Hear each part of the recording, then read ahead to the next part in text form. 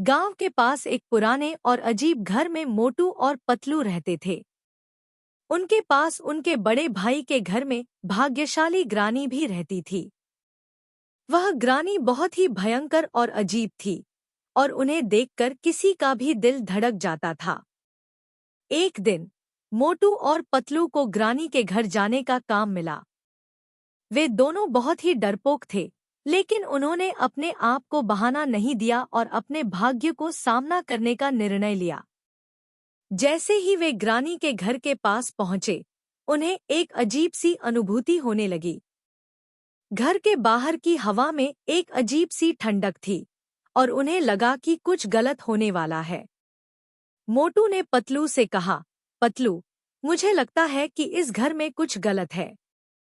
हमें जल्दी से यहाँ से चलना चाहिए। पतलू भी डर के मारे थे, लेकिन उन्होंने अपने दोस्त के साथ होने के नाते साहस जुटाया और उन्होंने मोटू को साथ दिया। वे दोनों घर के अंदर चले गए और वहां उन्हें भयानक सुर्खियों का सामना करना पड़ा। वे बहुत ही डरे हुए थे, लेकिन उन्होंने अपनी धैर्य और हिम्मत को संभाला। जब वे ग्रानी के कमरे में पहुंचे, तो वहां से अजीब सी ध्वनि आ रही थी। उन्होंने अपने हृदय में साहस जुटाया और कमरे के अंदर चले गए। कमरे में उन्हें ग्रानी ने डरावनी अदाएं दिखाई। वह उन्हें बातों में फंसा दिया और उन्हें दिखाई गई एक औरत के साथ बंधक में बंध दिया।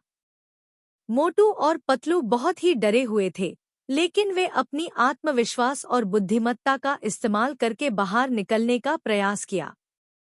उन्होंने ग्रानी की चालाकियों को पहचाना और अंत में उन्होंने उसे पकड़ा।